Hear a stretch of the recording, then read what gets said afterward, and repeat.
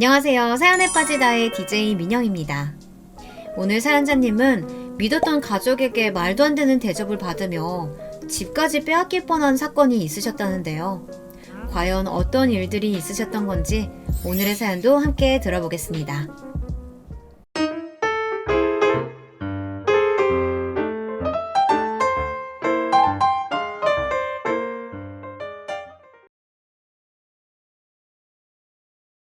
안녕하세요. 저는 60대 여자입니다.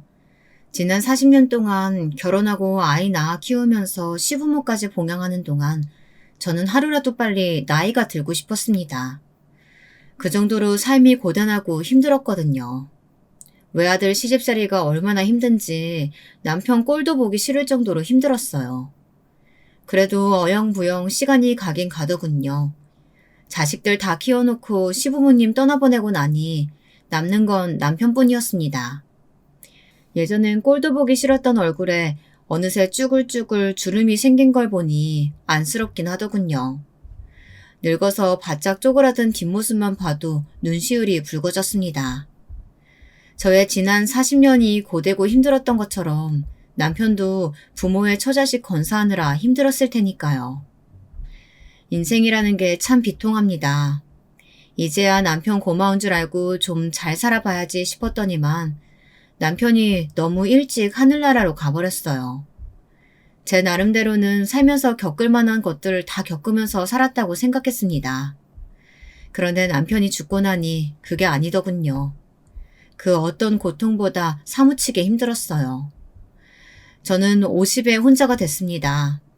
남편 50 생일에 둘이 나란히 누워 약속했거든요. 이제 아들 둘 다 키워놨으니 둘이서 오손도손 여행도 다니면서 편하게 살자고요. 남편이 곁에 있을 때는 몰랐습니다. 남편은 누구보다 제 걱정을 많이 한 사람이었는데 저는 언제나 남편보다 자식이 먼저였어요. 남편은 저와의 노후를 꿈꾸고 있었는데 그 와중에 저는 자식들 걱정만 하고 있었으니까요. 그게 지금까지도 내내 마음에 남아 가슴이 아픕니다. 남편이 이렇게 빨리 제 곁을 떠날 줄 알았다면 하루라도 더 잘해줄 걸 그랬어요. 남편은 정말 예상치 못한 순간 갑자기 하늘나라로 가버렸어요. 말 그대로 마른 하늘의 날벼락이었습니다. 남편은 둘째 아들이 태어나고 난 후부터 택시 운전을 했어요. 20년 넘게 택시를 하면서 작은 접촉사고 한 번 나지 않은 사람이었는데 졸음운전 차량 때문에 추돌사고가 나서 응급실로 이송 중에 사망해버렸습니다. 남편과 제가 서로 죽고 못 사는 인꼬 부부는 아니었지만 그래도 몇십 년을 살붙이고 부부로 산 세월이 있잖아요. 하루아침에 남편이 사라져버리자 그 허망함이 말로 표현할 수 없을 정도였습니다. 너무 젊고 건강한 사람이 그렇게 가버렸다는 게 너무 억울해서요. 저는 제 팔자가 너무 싫었습니다. 좋은 부모 밑에서 곱게 자라지도 못했고 시부모님에게 사랑받는 며느리도 아니었어요. 그런 와중에 유일하게 저를 아껴주고 사랑해준 사람이 바로 남편이었습니다. 그런 남편을 너무 빨리 데려간 하늘을 원망했어요. 그리고 무엇보다 가장 밉고 싫었던 건 바로 제 자신이었습니다. 제가 생각해도 남편에게 참 모질게 굴었거든요. 넉넉지 않은 형편에 시부모님과 아들 둘을 키우다 보니 제가 매일 바가지도 많이 긁었어요. 시집살이가 힘들어서 툭하면 화도 많이 내고 잔소리도 했는데 남편은 제게 싫은 소리 한 번 한 적 없는 착한 사람이었습니다. 남편이 죽고 나서 저는 그대로 주저앉고 싶었어요. 하지만 인생이 어디 그렇게 호락호락한가요? 장성한 아들이 둘이나 있는데 장가도 보내고 손주도 보려면 정신 바짝 차려야죠. 남편 죽고 10년 넘게 안 해본 것 없이 악착같이 살았습니다. 큰아들은 자기도 직장 다니고 돈 버는데 뭘 그렇게 쉬지 않고 일하냐고 했지만 저는 그렇게 바쁘게 살지 않으면 자꾸만 안 좋은 생각이 드니 오히려 정신없이 사는 게 훨씬 낫더라고요. 마트, 식당, 파출부 등등 가리지 않고 뭐든 했어요. 그나마 다행이었던 건 돈 걱정은 안 하고 살았다는 겁니다. 시부모님에게 물려받은 주택도 있었고 남편이 평생 일해 번 돈으로 사둔 작은 빌라도 있었어요. 거기서 월세도 좀 나오고 남편이 죽으며 받은 보험금도 있었습니다. 돈도 있는데 뭐하러 악착같이 일했냐고요. 남편이 죽으며 남겨준 것들은 그냥 그대로 두고 싶었어요. 남편에게 미안한 것들만 생각나서 그건 제 몫이 아니라는 느낌이 들었거든요. 그래서 제 힘으로 살아보려 아등바등했습니다. 큰아들은 직장에 들어가자마자 만난 여자와 꽤 오래 연애하고 결혼을 했어요. 연애를 오래 하면서 결혼 전에도 집에 놀러와서 자주 만났어요. 그래서 결혼하겠다고 했을 때 굉장히 안심이 됐습니다. 큰며느리가 어떤 아이인지 잘 알다 보니 특별히 걱정할 게 없었거든요. 제가 다른 복은 없어도 며느리 복은 있는지 큰며느리는 뭐 하나 빠지는 거 없이 참 괜찮은 아이였습니다. 제 며느리라서 하는 소리가 아니라 애가 현명하고 똑똑해서 매사에 걱정할 게 없는 아이였어요. 남편에게 받은 빌라에서 신접살림을 시작한 큰아들 내외는 예쁜 손녀도 하나 낳고 걱정할 거 없이 알아서 잘 살았습니다. 애 키우면서 어느새 차곡차곡 돈을 모았는지 결혼한 지 몇 년 되지 않아 아파트 전세금을 모았다고 나가더라고요. 저는 너무 대견해서 큰아들 내외가 살던 집에 새로 들어온 보증금으로 차를 한 대 사줬습니다. 손녀도 하루가 다르게 커가니 필요할 것 같아서요. 어머니 덕분에 몇 년 동안 너무 편하게 살아서 저희가 선물을 해드려야 하는 건데 차까지 이렇게 받아도 되는지 모르겠어요. 아이고 애미, 네가 이렇게 예쁜 소녀도 낳아주고 셋이서 화목하게 살아주는 것만으로도 나한테는 너무 큰 선물이야. 진심이었습니다. 큰아들과 큰며느리는 제 자식들이지만 정말 나무랄 데 없는 아이들이었어요. 보고만 있어도 배가 부를 정도로 기특했죠. 우리 집의 걱정거리라고는 딱 하나였습니다. 바로 제 둘째 아들이었어요. 둘째 아들이 어디 가서 크게 사고를 치는 녀석은 아니었지만 이상하게 내놓기가 참 걱정스러운 아들이었어요. 둘째는 애가 좀 나이에 비해 어수룩한 구석이 있거든요. 둘째 아들은 학교 다닐 때부터 공부만 하던 애예요. 공부야 알아서 잘해서 걱정할 게 없었는데 워낙 말수도 적고 내성적이라 학교 다니는 내내 친구도 별로 없었어요. 그러다 보니 이성 친구는 당연히 없었고요. 남중 남고를 나와 공대에 들어가서 내내 공부만 했으니 연애할 틈도 없었겠다 싶지만 옆에서 보면 여자한테 별 관심도 없는 것 같더라고요. 그래도 대학 졸업하자마자 바로 대기업 연구원으로 입사를 했어요. 직장이 좋으니 금방 좋은 여자 만나겠지 했는데 전혀 여자가 없다고 하더라고요. 주변에서는 다들 어쩜 아들들을 하나같이 다 잘 키웠냐고 부러워했지만 저는 내심 둘째 아들이 걱정됐어요. 저렇게 숫기가 없으니 여자나 제대로 만날까 싶어서요. 그런데 여자만 문제가 아니었어요. 글쎄 둘째 아들이 대기업에 들어간 지 1년도 안 돼서 도저히 못 다니겠다고 하더라고요. 그만두겠다고요. 일은 재밌는데 사람들하고 지내는 게 너무 힘들대요. 직장 생활이라는 게 원래 다 안 맞는 사람들하고도 적당히 잘 지내면서 적응해 나가는 거야. 어떻게 다 네 마음에 들 수가 있겠어. 저는 그런 둘째가 마냥 철없이 느껴졌습니다. 지금까지 둘째라고 마냥 오냐오냐 키워서 애가 너무 자기밖에 모르는 건 아닌가 싶어 제 탓을 하게 되더라고요. 애도 아니고 성인이니 남자라면 그 정도는 참고 해야 하는 거라고 다그쳤어요. 내가 아버지 어머니 세대처럼 못 배워서 어쩔 수 없이 참고 살아야 하는 세대도 아닌데 그런 시답지 않은 인간들 비위까지 맞추면서 회사 다녀야 돼요? 저는 아들의 말에 너무 놀라 입이 벌어졌습니다. 제 아들이 어떻게 저런 말을 할까 싶어서요. 너 어머니 앞에서 어떻게 그런 말을 해? 당장 잘못했다고 해. 그 상황에서 큰아들이 함께 있지 않았다면 저는 둘째 아들 귀싸대기를 날렸을지도 몰라요. 둘째가 너무 괘씸해서요. 그리고 더 슬펐던 건 둘째 아들의 말에 옛날 생각이 났다는 겁니다. 매일 새벽에 일어나 택시 끌고 나가던 남편의 뒷모습이 떠올랐거든요. 하루 종일 택시 운전하며 별의별 손님 다 만났다고 매일 투덜대던 남편에게 제가 자주 하던 말이 있었거든요. 그렇게 남 비위 맞추는 게 싫었으면 젊어서 열심히 공부해서 남들처럼 좋은 직장 다니지 그랬어. 이게 다 우리가 못 배우고 못 살아서 겪는 수모인데 참고 살아야지 어떡해. 원망 섞인 눈으로 저를 바라보고 있던 둘째 아들의 얼굴에 못난 제 얼굴이 겹쳐 보였습니다. 이게 다 제 잘못이었어요. 당시에 어린 아들이 제가 제 아빠에게 퍼붓는 소리를 다 듣고 있었던 거예요. 그 순간 자식들에게도 죽은 남편에게도 미안하더군요. 하지만 미안한 건 미안한 거고 힘들게 들어간 직장을 1년도 못 다니고 그만둔다는 건 이해할 수가 없었어요. 아무리 그래도 그렇지. 남들은 들어가고 싶어도 못 들어가는 그 좋은 직장을 1년도 못 버티고 나오겠다는 거야? 남들한테 좋은 직장이면 뭐래요. 나한테 전혀 좋은 직장이 아닌데. 저야 당연히 너무 아깝고 안타까웠죠. 하지만 어쩌겠어요. 이게 다 제 업보인걸요. 자식이라는 게 참 제 마음대로 되는 게 아니더군요. 대기업을 그만둔 둘째는 바로 공무원 시험을 준비했습니다. 자기는 아무래도 정해진 대로 일하는 공무원이 딱 맞을 것 같다고요. 저는 그러라고 했습니다. 다른 건 몰라도 공부 하나는 알아서 하는 녀석이니 잘하겠건 했거든요. 그런데 생각보다 쉽지 않았어요. 3년 연속 시험에 떨어지더니 반년을 폐인처럼 아무것도 안 하고 집에만 있더라고요. 그렇다고 뭔가 계획이 있는 것 같지도 않고요.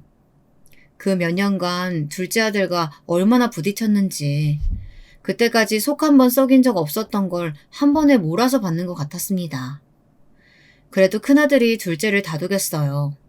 제 말은 듣지 않는 녀석인데 형 말은 좀 듣더군요. 그렇게 1년 더 마음고생 시키더니만 결국 30이 넘어서야 공무원 7급에 합격했습니다. 마음고생이야 좀 했지만 그래도 아들이 기특했어요. 다행히 적성을 찾았는지 공무원이 되고 나서는 크게 속썩이는 일 없이 잘 살아줬습니다. 그러던 어느 날이었습니다. 공무원이 된 지 1년도 되지 않아서 둘째 아들이 뜬금없이 결혼을 하겠다며 여자를 데리고 왔습니다. 연애한다는 소리도 없다가 갑자기 결혼 이야기를 하니 저와 큰아들은 크게 당황했습니다. 물론 30이 넘었으니 결혼할 여자 데리고 오는 거야 이상한 일이 아니죠. 하지만 조금 걱정되긴 했어요. 만난 지 아직 5개월밖에 안 됐다고 하더라고요. 둘째 아들이야 워낙 말이 없는 녀석이니 제가 모를 수도 있는 거였지만 제가 알기로는 지금까지 제대로 된 연애 한 번 안 해본 애가 여자를 만나자마자 결혼한다고 하니 어쩐지 믿업지 않더라고요. 제가 둘째 여자친구를 보고도 전부터 영 믿업지 않아 하자 큰아들과 큰며느리가 걱정하지 말라고 하더라고요.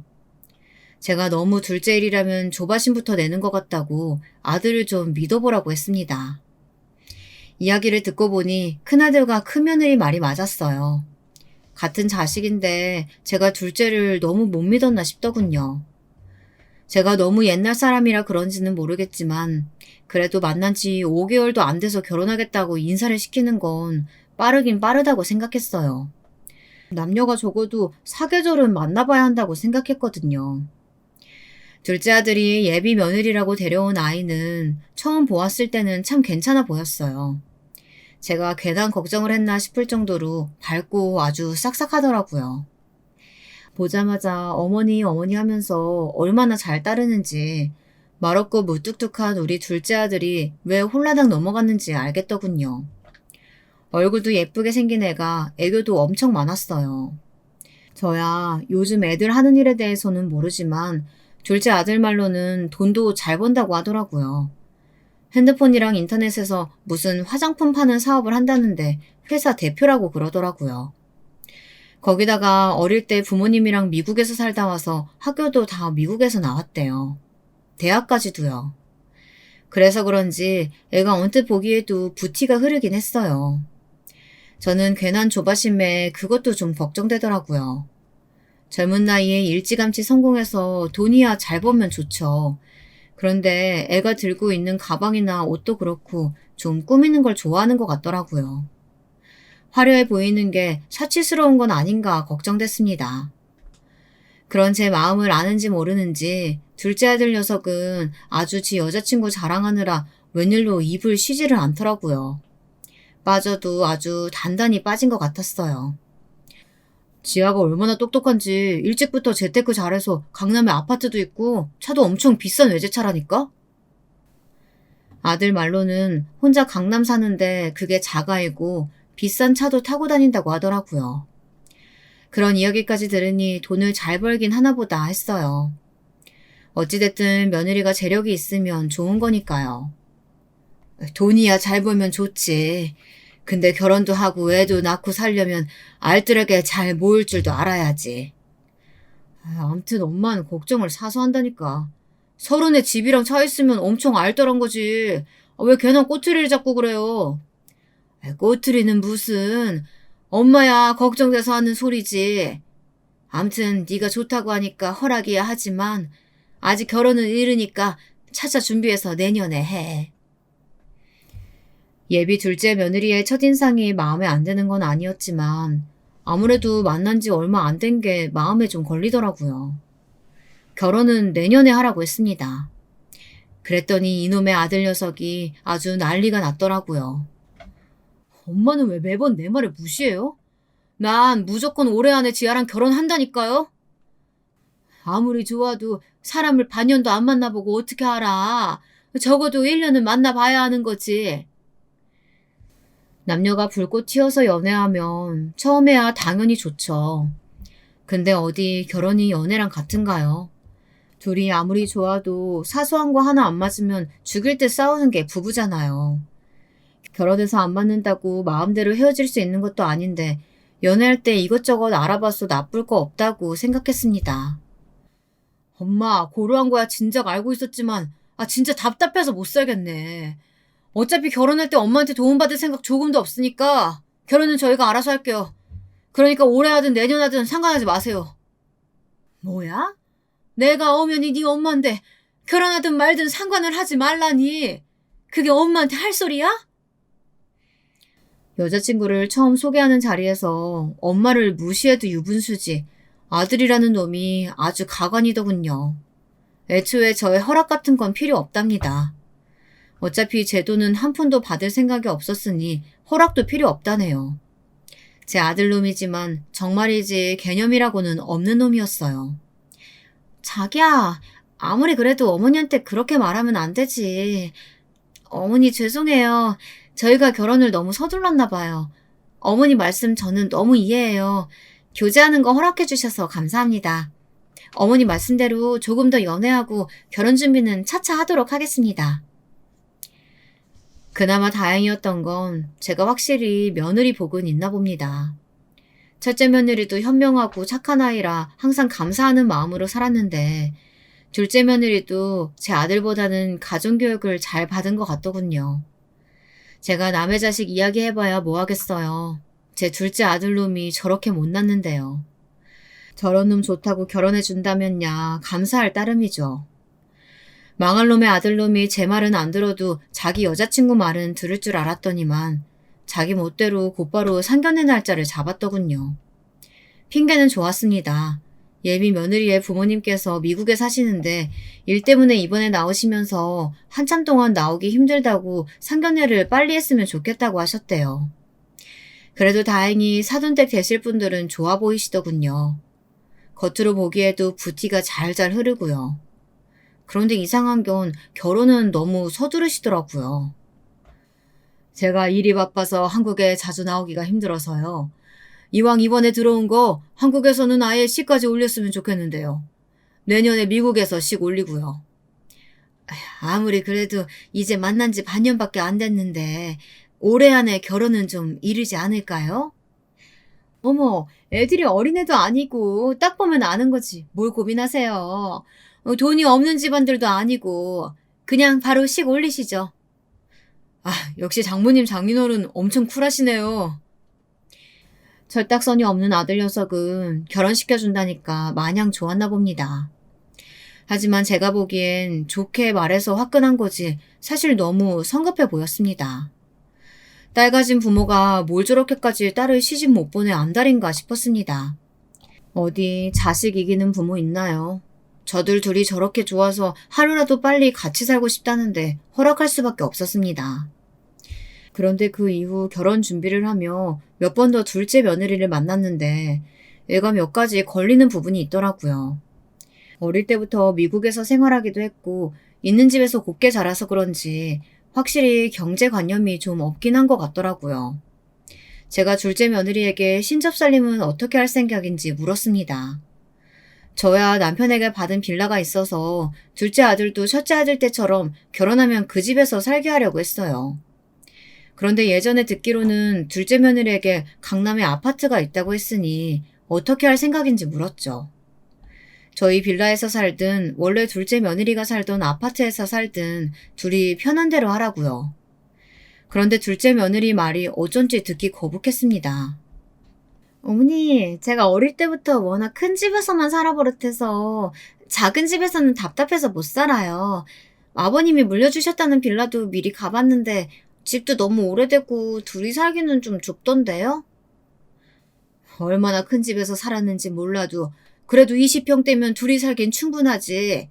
첫째도 거기서 애 하나 낳고 잘만 살았는데. 에이, 형님이랑 제가 같아요. 미국에서 20평대면 혼자도 못 살아요. 요즘 애들은 어른 앞에서 숨김없이 다 솔직하게 말한다고 듣기야 했지만 시댁에서 준비해준 신혼집을 가지고 좁네 답답하네 대놓고 말하는 모습이 제 입장에서는 좀 불편했어요.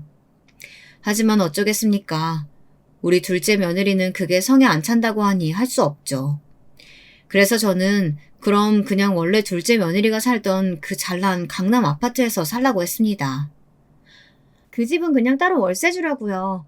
이제 결혼하면 애도 낳아야 하고 돈 들어갈 때도 많으니까 월세라도 받아서 모아두면 좋을 것 같아서요. 엄마 이거 봐. 우리 지아가 이렇게 생각이 깊고 알뜰하다니까. 아들은 아주 좋아 죽는 것 같았지만 저는 도대체 어디가 생각이 깊고 알뜰하다는 건지 모르겠더군요. 그냥 대책 없는 애 같았어요. 제가 신혼집으로 주겠다는 빌라도 마음에 안 든다는 애가 아직 씩도 안 올렸는데 살던 집까지 월세로 주면 도대체 어디서 살겠다는 건가 싶어서요. 빌라도 싫고 너희 집도 월세 줬으면 도대체 어디서 살겠다는 거니? 여기 어머님네 집 넓고 좋잖아요. 그냥 제가 여기 들어와서 살면 되죠 뭐. 저는 며느리의 말에 놀라지 않을 수가 없었습니다. 외국에서 큰애라 사고방식이 다른 걸까요? 우리나라 젊은 며느리들은 죽어도 홀시어머니랑 같이 살고 싶어 하지는 않잖아요. 둘째 며느리는 너무 아무렇지 않게 그냥 저와 둘째 아들이 사는 주택에 들어와 함께 살겠다고 하더라고요.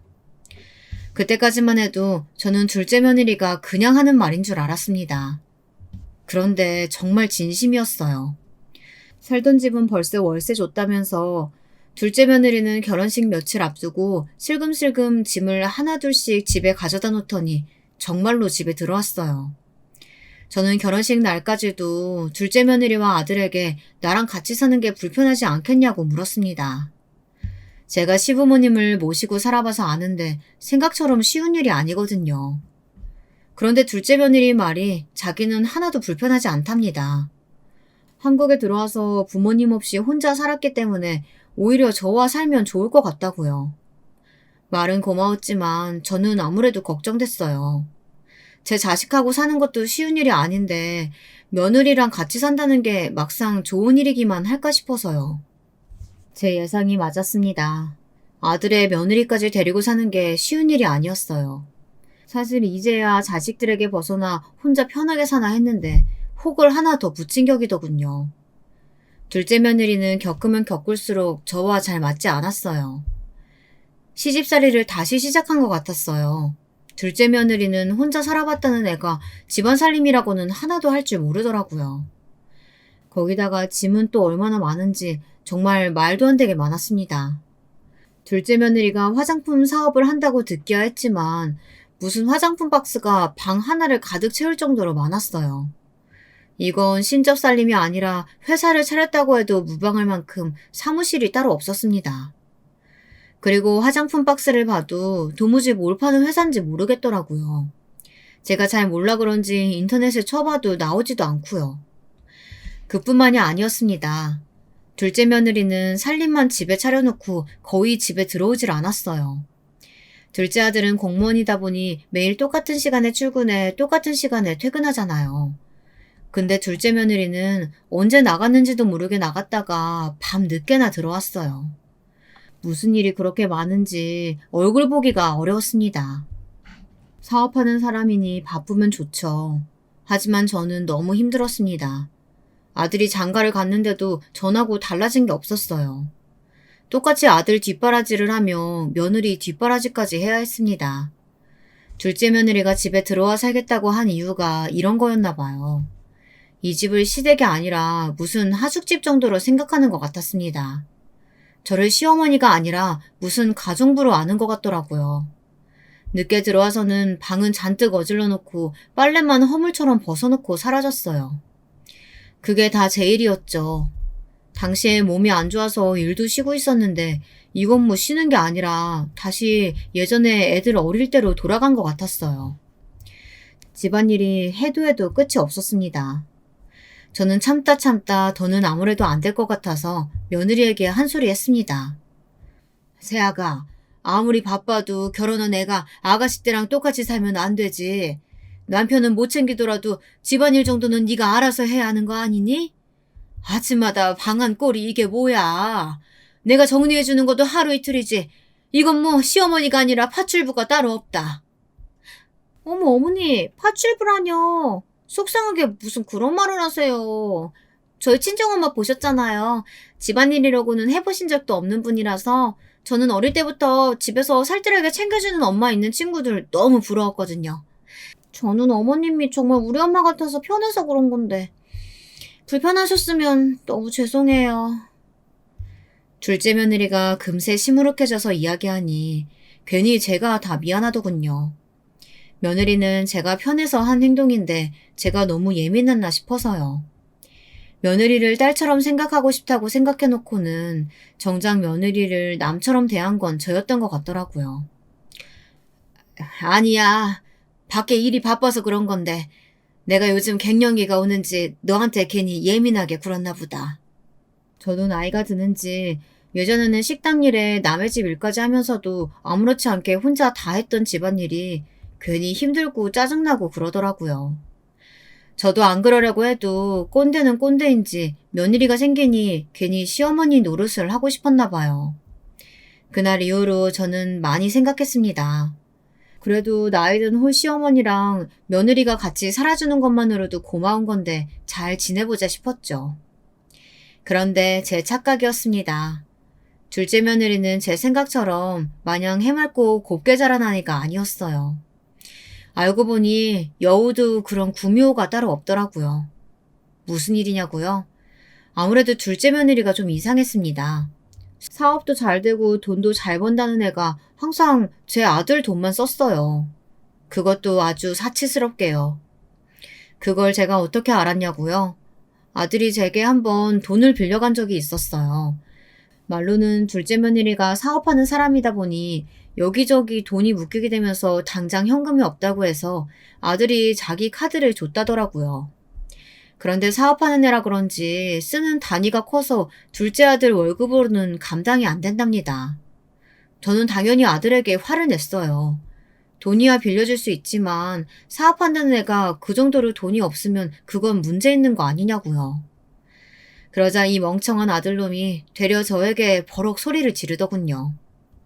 엄마가 이렇게 뭘 모르니까 내가 무슨 말을 못하는 거야. 지아가 타고 다니는 차만 팔아도 아파트 전세금 나오는데 돈이 없긴 뭐가 없어.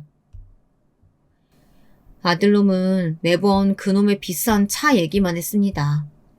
며느리가 어디서든 눈에 띄는 요란한 외제차를 끌고 다니기는 합니다. 근데 그 차를 타고 다닌다고 어디서 돈이 나오는 건 아니잖아요. 지금 당장 현금이 없다고 팔 것도 아니고요. 너 말 한 번 잘했다. 지아 걔 이 집 들어와 살면서 생활비 한 번 안 냈잖아.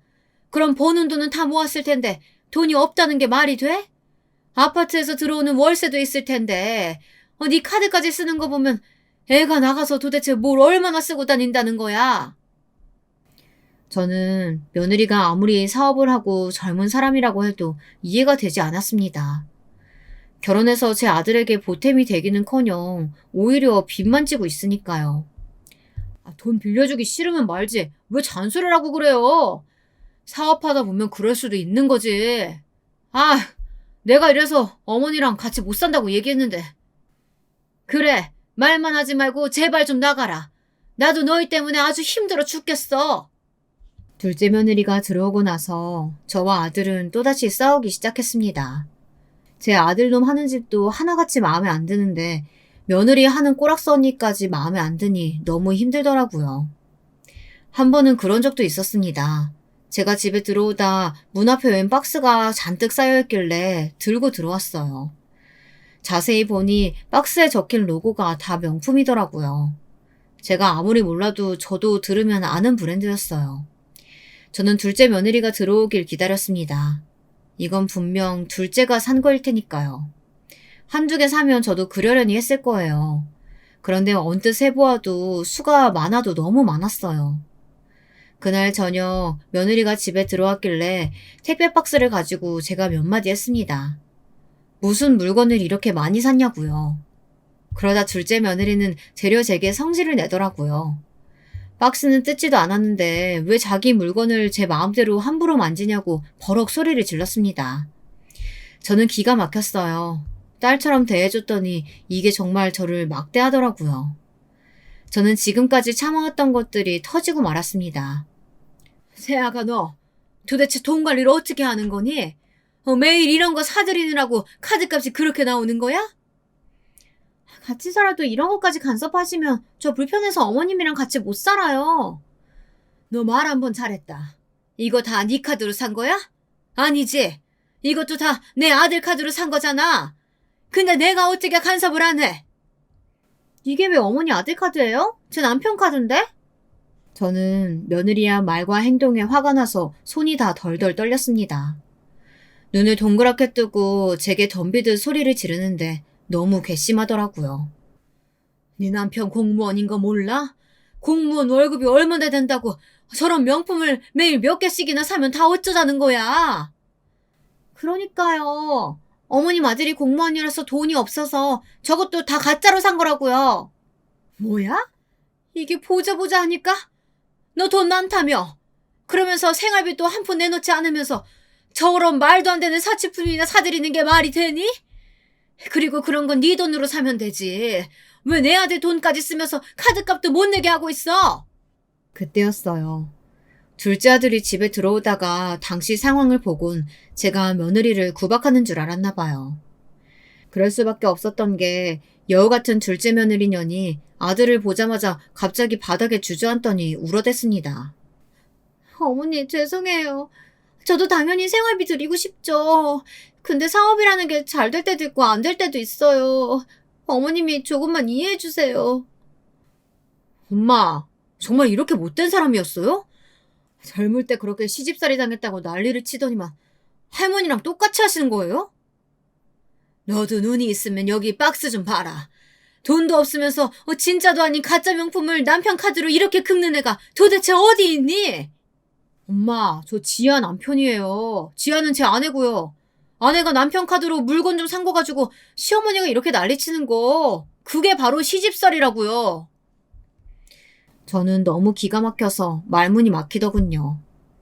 저는 너무 기가 막혀서 말문이 막히더군요. 저는 꼬리가 9개 달린 며느리년 때문에 아들에게 그렇게 싫으면 나가 살라고 소리치고 말았습니다. 그러자 아들은 당연히 나가겠다고 했어요.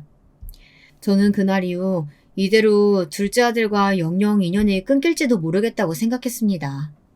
집안에 여자가 잘 들어와야 한다는 옛말을 너무너무 싫어하던 저였지만 그 순간 저는 절실하게 그렇게 느꼈어요. 제 아들놈도 아들놈이었지만 그 순간 한마디도 안 하고 훌쩍이고 있던 둘째 며느리가 너무 미워서요. 그런데 그날 이후 예상치 못한 일이 벌어졌습니다. 도대체 제 팔자는 어디까지 꼬여있는 건지 모르겠어요. 글쎄 제 집에서 제가 쫓겨나고 말았습니다. 무슨 일이냐고요? 글쎄 며칠이나 집에 안 들어오던 둘째 아들 내외가 갑자기 들어와서 한다는 소리가 저더러 나가라네요. 엄마, 나는 사실 지아랑 결혼하면 당연히 분가해서 나가서 살고 싶었어. 근데 지아가 엄마랑 잘 지내고 싶다고 해서 들어와 살았던 거야. 근데 내가 옆에서 보니까 엄마가 해도 해도 너무하는 것 같아. 지아 위해서 계속 이대로는 같이 못 살겠어. 저는 이게 다 무슨 개소린가 싶었어요. 저는 단 한 번도 자기들하고 같이 살고 싶다고 한 적이 없었어요. 자기들 멋대로 결혼하기 전에 집에 들어와서 빌부터 살아놓고는 이제와 마치 저를 모시기라도 한 것처럼 구는데 기가 막히더군요. 저는 너희랑 말 섞고 싶지 않으니까 그냥 나가. 너희 둘이 나가서 어디 한번 행복하게 잘 살아봐라. 어머니, 저희가 어떻게 나가요? 제가 살던 집 월세 줬잖아요. 지금 나가라고 하면 보증금에 위약금까지 줘야 되는데 저 돈 없어요. 그거 어머님이 내주실 거예요? 그게 무슨 개소리야. 그럼 뭘 어쩌라고? 이제와 다시 뭐 빌라라도 들어가겠다는 거야? 그 빌라는 나 일하는 데서도 너무 멀고 뭐 지하 회사 짐도 다 이 집에 있잖아. 지하네 월세 나갈 때까지만 엄마가 나가줘. 그게 서로한테 좋을 것 같아. 뭐야? 너 이 새끼 아들놈이 새끼라는 게 마누라 감싸겠다고 지금 어미더러 나가라는 거야? 이런 배은망덕한 새끼 어디 감히 엄마를 쫓아내? 쫓아내는 게 아니라 우리가 같이 살면 자꾸 싸우니까 하는 소리잖아. 그럼 같이 살면서 엄마가 지한테 잔소리하지 말고 잘해주던지. 이래서 아들놈은 키워봐야 소용없다는 말이 있나 봅니다. 아들놈은 끝까지 여우 같은 지 마누라 편만 들면서 저더러 싫으면 나가랍니다. 그러더니 한다는 소리가 더 최악이었어요. 저희가 둘째인데 지금까지 어머니 모시고 살았잖아요. 큰형님네는 어머님이랑 안 살아보셨으니까 이 기회에 형님 댁으로 가세요. 그러면 형님도 아마 제 마음 이해하실걸요? 그래 엄마. 엄마가 엄청 예민하고 잔소리 심한 사람인 거 형이랑 형수도 알아야 돼. 너희가 이 집 뺏어가려고 둘이 아주 작당을 했구나. 내가 이대로 당하고만 있을 것 같아? 내가 너희 둘 다 가만히 안 둘 거야. 엄마, 우리가 언제 이 집을 뺏는다고 했어. 월세 계약 끝날 때까지만이라니까. 엄마 요즘 진짜 이상한 거 알아? 이제는 아예 저를 미친 시어머니 취급하더군요. 며칠 뒤 둘째 아들이 큰아들한테 무슨 소리를 했는지 큰아들과 큰며느리가 저를 데리러 왔더군요. 어머니, 자꾸 둘째네랑 싸우지 마시고 당분간은 저희 집에서 지내세요. 그게 무슨 소리야.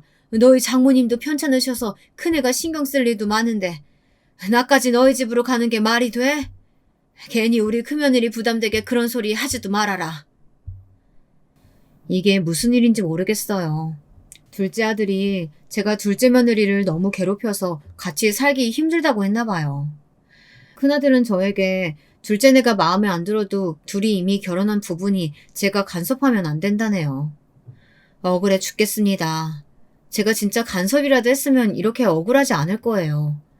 안 그래도 큰며느리네 안 싸돈도 연세도 많고 몸도 안 좋으셔서 며느리가 힘들어하는 걸 아는데 괜히 저까지 신경 쓰게 해 미안하더군요. 큰아들과 큰며느리에게까지 괜히 마음 쓰게 한 것 같아 속상했습니다. 그럴수록 둘째 며느리가 미웠어요. 이게 다 그년 때문에 벌어진 일이니까요. 저는 이를 갈았습니다. 둘째 인연을 도대체 어떻게 하면 좋을까 싶어서요. 저는 우선 빌라로 들어왔습니다. 다 세를 준 상태라 1층에 제일 작은 집만 비어있어서 급한 대로 그 집으로 들어왔어요. 거의 쫓겨나다시피 나왔으니 짐도 거의 못 챙겨서 나왔죠. 갑작스러운 일에 당연히 마음이 헛헛했습니다. 저는 너무 서러웠지만 자식들 앞에서 애써 티를 내지 않았습니다. 괜히 저 때문에 자식들 가정에 분란을 만들고 싶지는 않았어요. 하지만 속이 너무 답답해서 가만히 집에 있지를 못하겠더군요. 그래서 다시 일을 시작했어요. 예전에 식당에서 같이 일했던 언니가 야쿠르트 일을 하는데 그게 생각보다 벌이가 쏠쏠하다고 하더라고요. 그래서 저도 한번 해볼까 싶어 바로 시작했습니다. 일은 생각보다 할만하더라고요. 역시 나이가 들어도 일하긴 해야 해요. 원체 제가 집에만 있는 성격은 아니다 보니 오히려 나와서 사람들도 만나고 돈을 버니 전보다 훨씬 마음이 나았습니다. 바쁘게 지내다 보니 밉상인 둘째 며느리와 아들도 잘 떠오르질 않았고요. 며느리야 남의 자식이니 그러려니 하지만 제가 이렇게 난리를 치고 집을 나왔는데도 연락 한 번 없는 아들놈은 원망스러웠습니다. 아무리 자기 마누라밖에 모르는 놈이라고 해도 제가 제 배 아파 낳은 제 자식 놈인데 어쩜 엄마 알기를 개똥으로 아나 싶더군요. 야쿠르트 일을 시작한 지 얼마 되지 않았을 때의 일이에요. 제가 담당해서 일하는 곳은 집값이 비싸기로 유명한 대단지 아파트였어요. 그날도 그 앞에서 야쿠르트를 팔고 있었습니다. 그런데 아주 익숙한 차 한 대가 단지 앞에 멈춰서더라고요. 분명 저 요란한 차는 제 둘째 며느리 차였어요. 역시나 차에서 내린 사람은 바로 제 둘째 며느리였습니다. 분명 일하고 있을 시간인데 여긴 무슨 일인가 싶더군요. 화려한 차림을 하고 내린 며느리는 일행과 함께 단지 안쪽으로 들어가려고 하더군요. 저는 당연히 며느리에게 아는 체를 하려고 다가갔습니다. 물론 말다툼이야 했지만 그래도 가족이니까요. 새아가, 이 시간에 여기는 무슨 일이니? 제가 뒤에서 며느리 어깨를 툭툭 쳤어요. 그러자 둘째 며느리와 일행이 제 쪽으로 돌아섰습니다. 며느리와 함께 있던 일행이 며느리의 친구였나 봐요. 제가 아는 척을 하자 친구로 보이는 일행이 제가 누구냐고 묻더군요. 그래서 저는 당연히 시어머니라고 이야기하려고 했습니다. 그런데 그 순간 생각지도 못한 일이 벌어졌습니다. 글쎄 며느리가 제 앞을 가로막고 서더니 제 입을 막더군요. 이 아줌마 예전에 우리 집 파출부했던 아줌마야. 어머, 어떻게 여기서 만나요? 안 그래도 일 그만두시고 뭐 하시나 궁금했는데 야쿠르트 파시나 봐요. 순간 저는 제 며느리가 맞나 싶었습니다. 얼마나 연기를 잘하는지 정말 제가 파출부로 일하던 집의 사모님인 줄 알았어요. 어머, 너 미국 가서 들어온 지 얼마 안 됐다고 하지 않았어? 남편도 미국에서 같이 들어왔다면서. 근데 어떻게 한국분이 파출부를 했어? 아, 그게 결혼 전에 잠깐 한국 들어온 적이 있었거든. 세상이 이렇게 좁다니까. 너랑 아는 아줌마면 앞으로 아크로트 여기서만 사야겠다. 아줌마, 저 아크로트 10,000원어치 주세요. 저 여기 단지 사니까 앞으로 자주 올게요. 저는 제 귀로 직접 듣고도 제 귀를 의심했습니다. 이게 무슨 소리인가 싶어서요. 며느리가 미국에서 살다 들어온 건 저도 알지만 남편이 미국에서 같이 들어왔다는 이야기는 또 무슨 소리인가 싶었어요. 제 아들은 미국에는 아예 나가본 적도 없는데 말이죠. 순간 너무 혼란스러워서 말문이 막혀 있는데 며느리가 친구를 먼저 단지 안으로 보내더니 잔뜩 당황한 얼굴로 제 곁으로 다가오더라고요. 그러더니 제 귀에 대고 이상한 소리를 짓거렸습니다. 어머니 놀라셨죠? 사실 이게 무슨 상황이냐면요. 아까 그 친구가 저랑 초등학교 동창이에요. 저 친구 남편이 엄청 잘 나가는 사람인데 자꾸 자랑질을 하잖아요. 제가 꿀리기 싫어서 거짓말 좀 했어요. 왜 여자들끼리 은근 그런 기싸움 하잖아요. 어머님은 이해하시죠? 둘째 며느리가 그렇게 당황한 모습은 처음 봤어요. 항상 자기 멋대로 할 말 다 하고 자기 잘난 맛에 사는 애인 줄 알았는데 뭔가 이상하더라고요. 너 지금 그걸 말이라고 하니? 아무리 자존심 때문이라고 해도 어떻게 시어머니를 모르는 척해? 너 설마 내가 야쿠르트 파는 게 창피해서 그런 거야? 둘째 며느리가 영악하고 여우 같은 년이라는 건 진작 알고 있었습니다. 그런데 남들이 들을까봐 제 귀에 대고 속삭이는 모습이 아무래도 쎄하더라고요. 그때였어요. 먼저 들어간 줄 알았던 며느리의 친구가 생각해보니 돈만 내고 야쿠르트를 못 받았다고 다시 돌아왔어요. 그리고는 한다는 소리가 대박이었습니다.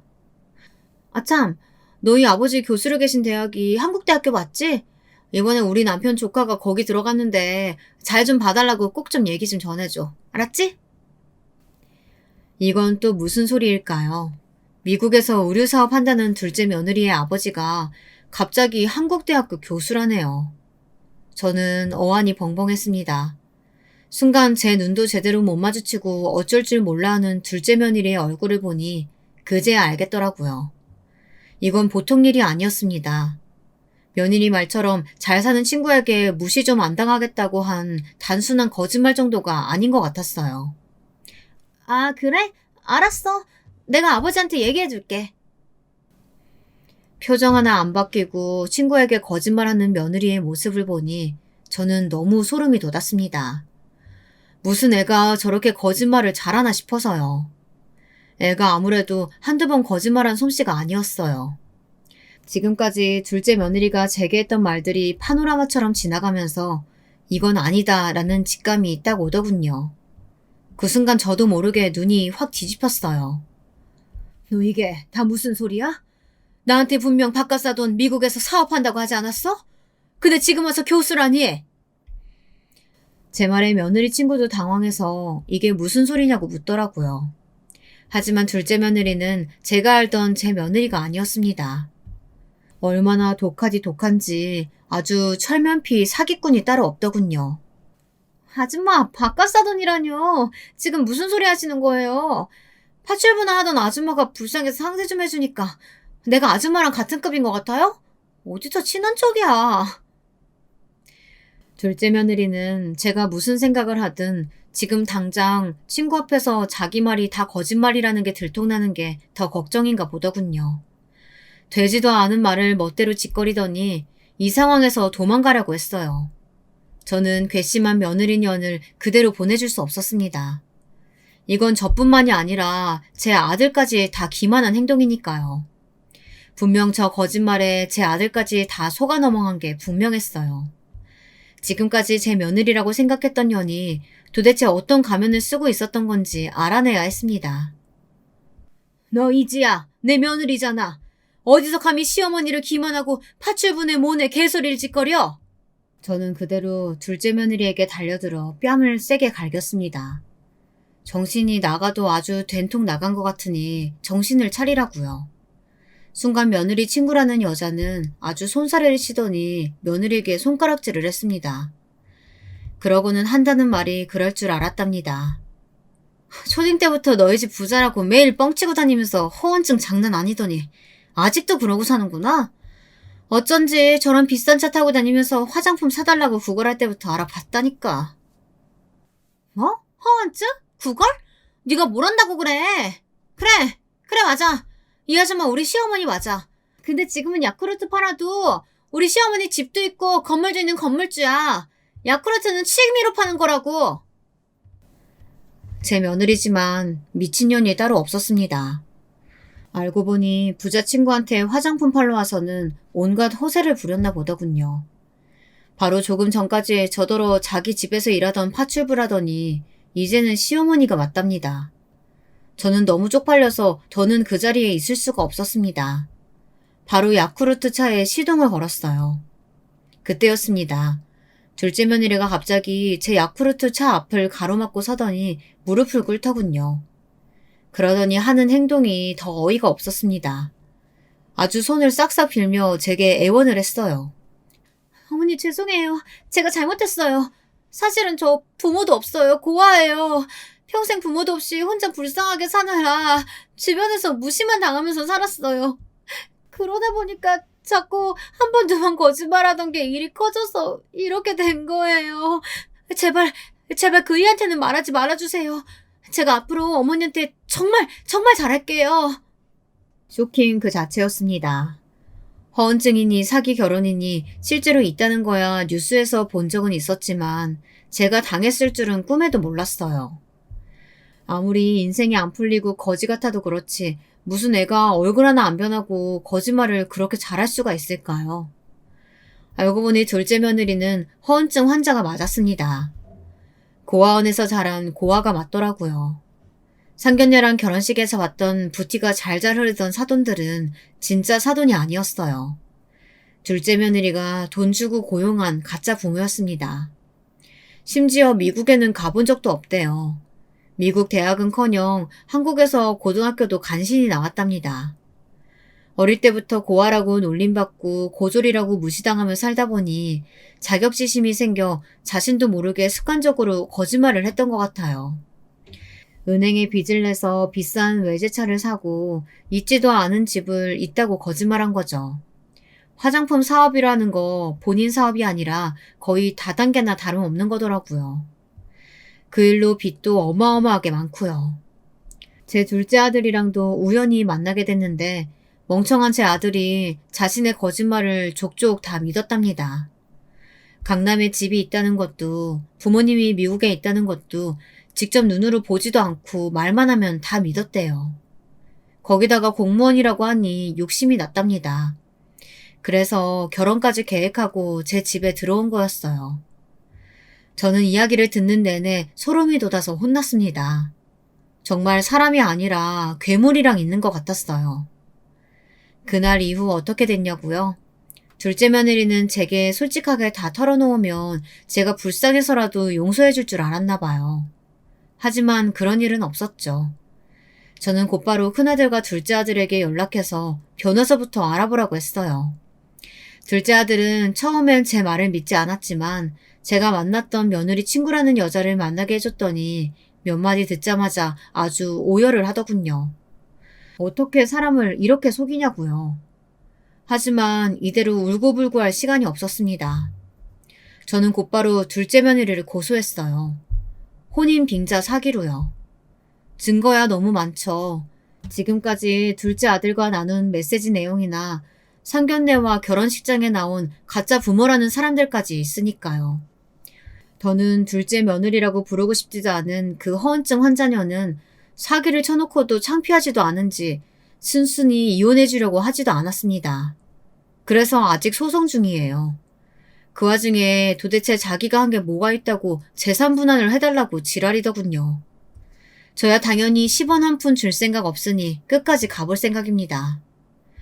60년 넘게 살아도 인생이라는 게 참 쉽지 않네요. 남편이 먼저 하늘나라로 가고 나서는 더는 힘들 일이 없을 줄 알았는데 둘째 아들 얼굴만 보고 있으면 마음이 아파 죽겠어요. 하지만 어미인 제가 속상해하고만 있을 수는 없었습니다. 둘째 아들은 그 일 이후 제게 잘못했다며 매일 미안해했어요. 이게 다 자기가 못나고 멍청한 탓이라고요. 평생 제게 사죄하는 마음으로 살겠다고 했지만 저는 그럴 필요 없다고 했습니다. 원래 인생이라는 게 다 내 마음 같지 않은 거야. 매일매일이 롤러코스터처럼 한치 앞을 모르는 거고. 이번 일로 인생 제대로 배웠다고 생각하고 정신 똑바로 차리고 살아. 그렇게 저는 이혼 소송 중인 못난 아들을 데리고 살고 있습니다. 물론 힘든 일도 많았지만 그래도 지금은 괜찮아요. 그제라도 알아서 그런 이상한 년이랑 애라도 낳기 전에 헤어졌으니 다행이라고 생각하기로 했습니다. 늙은이의 긴긴 신세한탄 이야기 끝까지 들어주셔서 고맙습니다. 여러분의 인생은 저와 다르게 항상 평범하고 평탄하시길 바라겠습니다.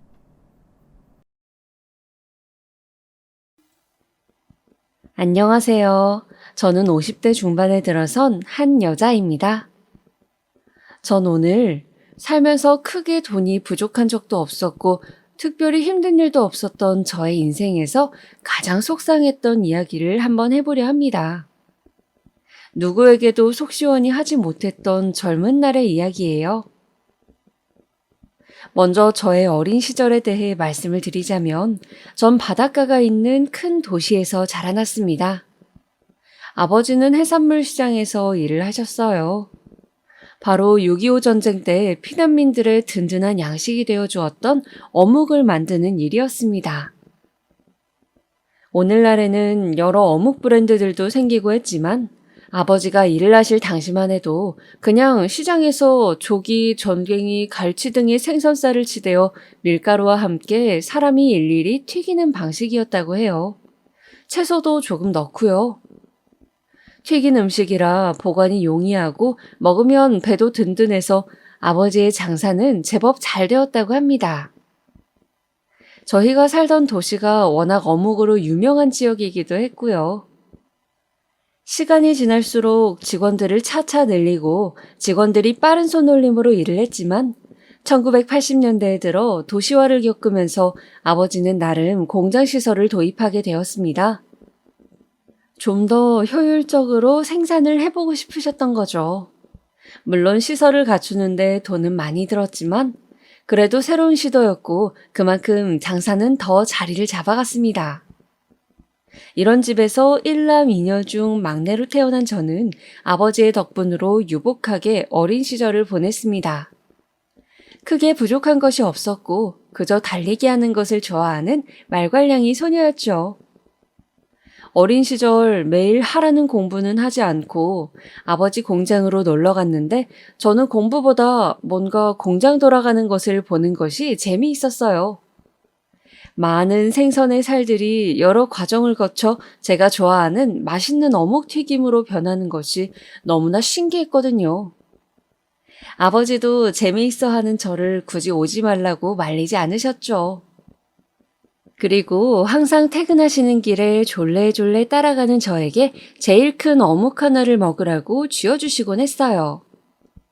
그 어묵은 아버지가 손수 방금 튀긴 것이었어요. 그렇게 아버지와 함께 저녁 노을을 보며 집으로 돌아오면 항상 어머니는 맛있는 반찬을 한 상 가득 차려놓고 아버지와 저를 기다리고 계셨죠. 고등학교를 졸업하고 저는 당연히 대학을 진학하는 오빠와 언니들을 따르지 않고 아버지께 공장 일을 배워보고 싶다고 말씀드렸어요.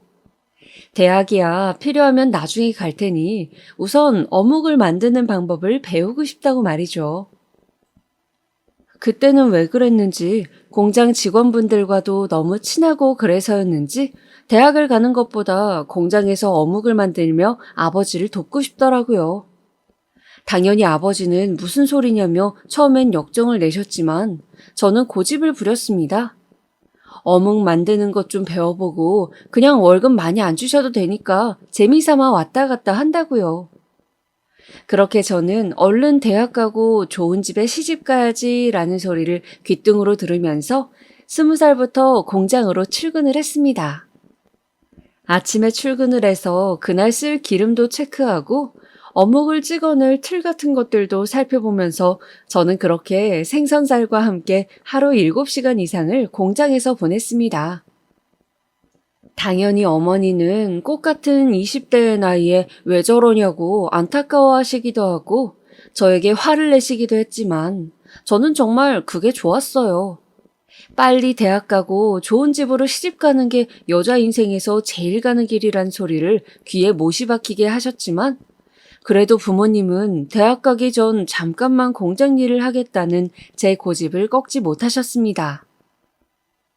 좀 애늙은이 같았던 제 유일한 낙이라면 주말마다 부모님이 다니시던 절에 같이 올라가서 맑은 공기를 쐬고 불공을 들이실 때 함께 절도 하고 스님의 좋은 말씀을 듣는 것이었어요. 지금 생각해도 저도 참 유별났던 것 같아요. 보통 20대가 좋아할 일들은 아닌데.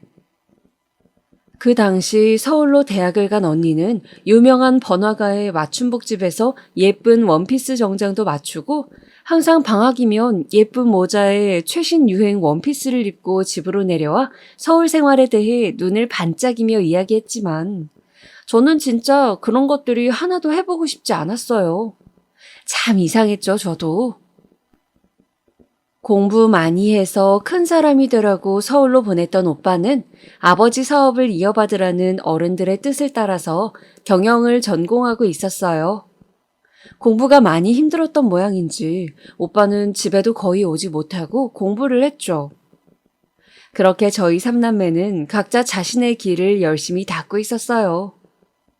저는 꼭 사업을 물려받겠다는 욕심 같은 건 없었고 그저 어릴 때부터 먹은 어묵이 맛있고 그걸 먹는 사람들의 표정이 행복해지는 것을 보면 즐거워서 부모님 곁에 남기로 했던 것 같아요. 언니 오빠가 공부를 위해 그렇게 가버리자 엄마가 내심 적적해 하셨거든요. 저는 매일 보람차게 공장에서 하루를 마무리하고 저녁을 부모님과 보내는 것이 참 좋았답니다.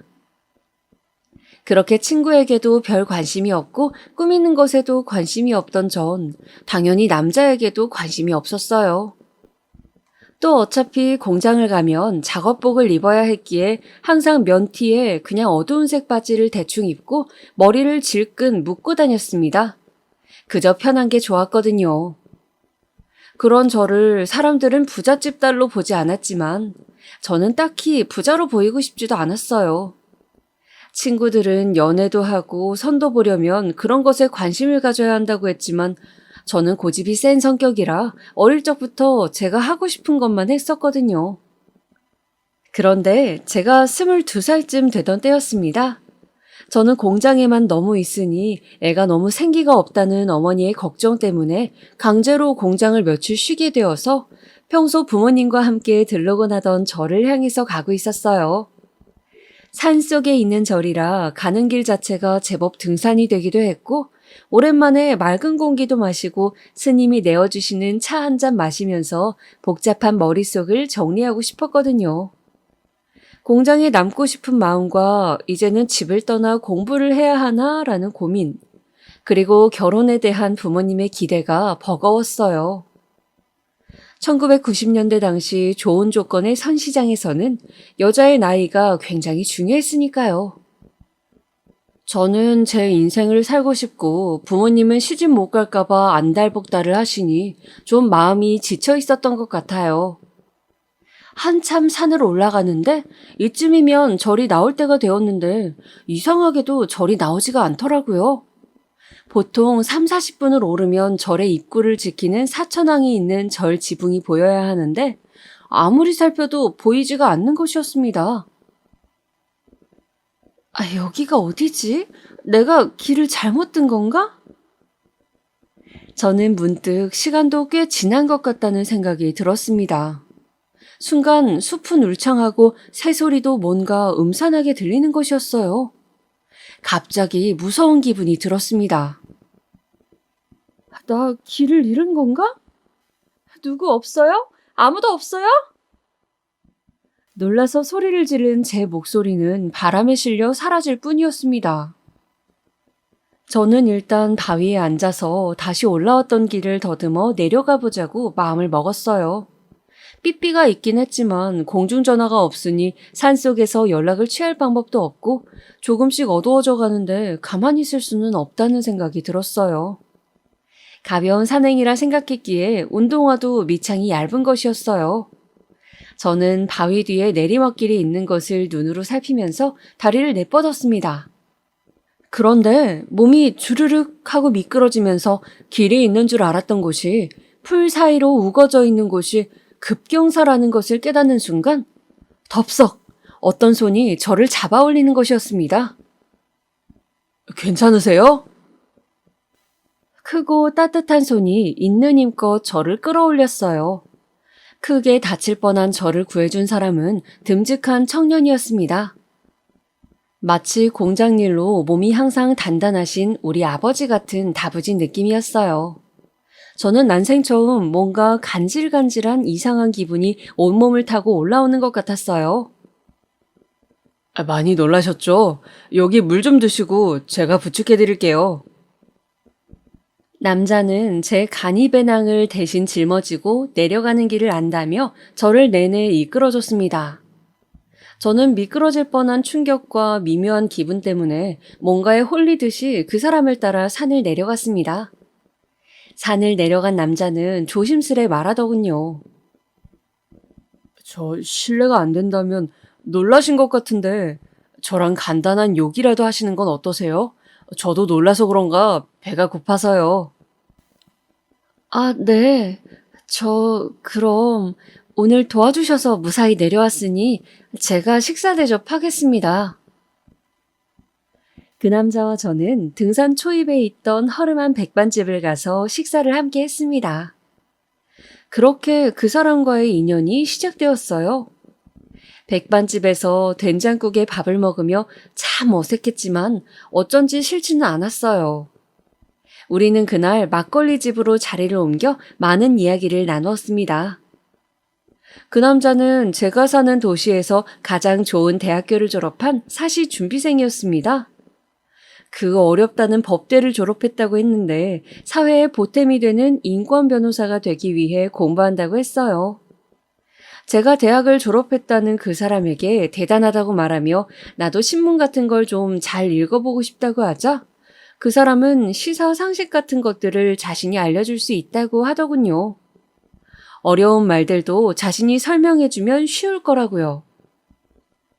저는 어차피 대학 갈 준비도 해야 하는데 이 사람이 설명을 해준다면 어쩐지 예전보다는 공부가 덜 싫을 것 같다는 생각이 불현듯 들었습니다. 그렇게 일주일에 한 번씩 정기적으로 우리는 만나게 되었어요.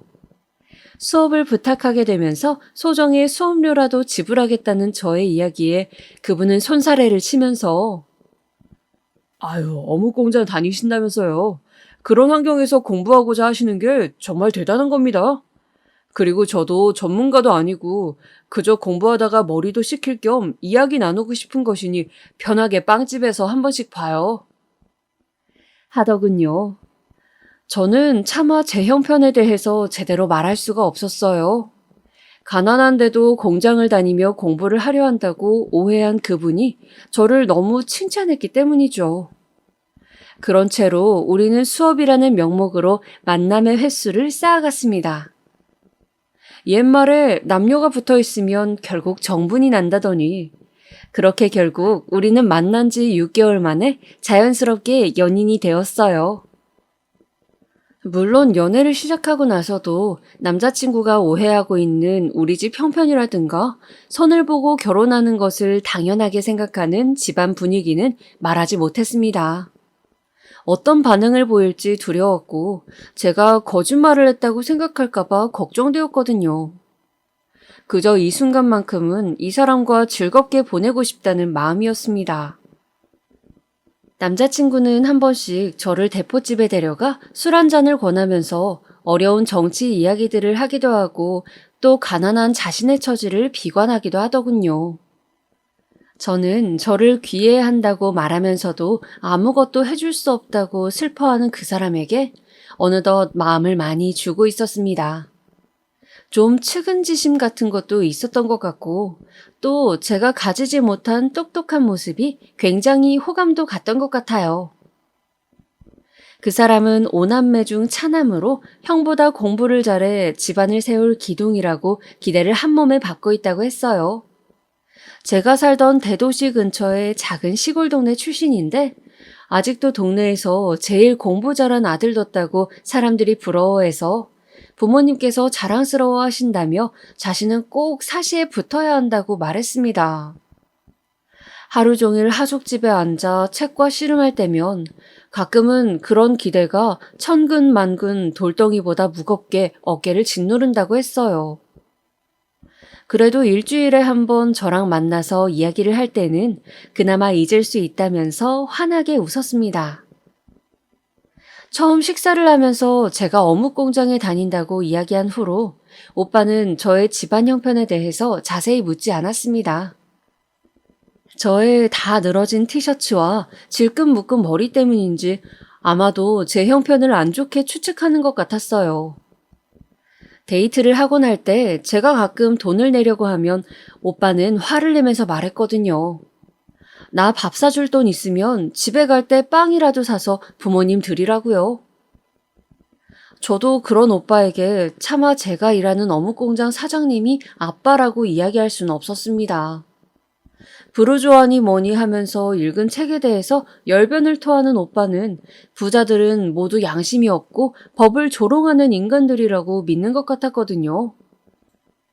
저는 이런저런 생각 없이 그저 그 사람과의 시간을 오롯이 즐기고 싶었어요. 우리가 결혼을 하지 못하더라도 훗날 청춘의 아름다운 기억으로 남을 것이니까요. 오빠는 대학 인근의 하숙집에서 하숙을 하면서 공부를 하고 있었습니다. 저는 그런 오빠의 하숙집 앞에 종종 어묵을 싸들고 찾아가곤 했어요.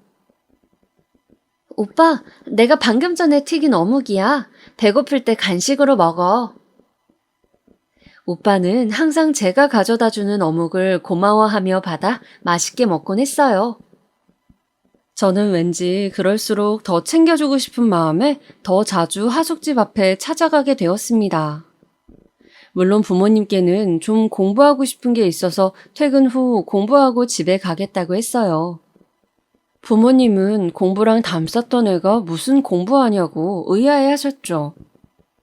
저는 오빠에게서 들은 책 이름들을 대면서 요즘 이것저것 궁금한 게 많다고 둘러댔습니다. 부모님은 처음에는 좀 미심쩍어 하시는 듯 하더니 제가 책 이름을 줄줄 이야기하며 내용까지 언급하자 우리 딸이 뒤늦게 공부에 관심을 가지는구나 하시며 기꺼워하셨어요. 아빠는 너무 공부가 늦는 날은 데리러 갈 테니 언제든 삐삐치라는 말도 하셨죠. 저는 그렇게 나름 007 작전처럼 오빠와 연애를 이어갔어요.